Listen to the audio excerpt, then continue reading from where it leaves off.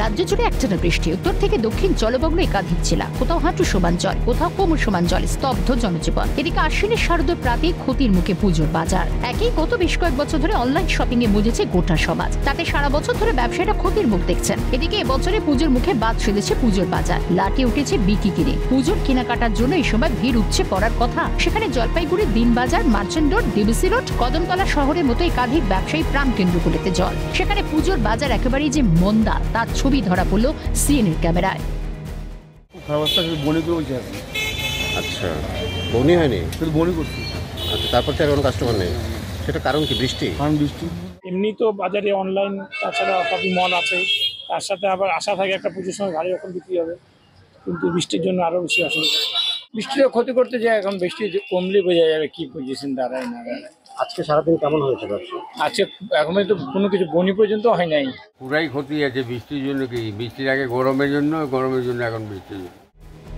পুজোর মুখে এক রাশ দুশ্চিন্তা গ্রাস করেছে পুজো কমিটিগুলিকে। হাতে মাত্র কয়েকটা দিন। এদিকে সুন্দরবনে কাকদ্বীপের পুজোর প্যান্ডেল তৈরির কাজও ব্যাঘাত ঘটাচ্ছে লাগাতার বৃষ্টি।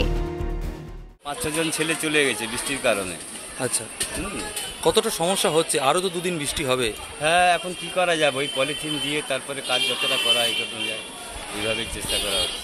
নদীর জল বাড়লো কটালে, যেটা সাঁড়াসাড়ির কটাল বলে, সেই কটালে 4-5 দিন আমাদের কাজ বন্ধ, মিস্ত্রিরা কেউ কাজ করতে পারেনি। তারপরে আবার এই ওয়েদার খারাপ, আবার এই দুর্যোগ, মানে আমরা নাজেহাল হয়ে যাচ্ছি যে কীভাবে আমরা এই পরিস্থিতিকে সামলে উঠব।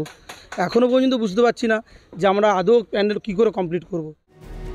কয়েকদিন আগে পূর্ণিমার কোটালে জলমগ্ন হয়েছিল গোটা গ্রাম। এবার নিম্নচাপে একটানা ভারী বৃষ্টির জেরে দুশ্চিন্তার কালো মেঘ তাদের মাথার উপর। সমস্যা তো প্রচুর হচ্ছে, সে তো বলার মতন নয়।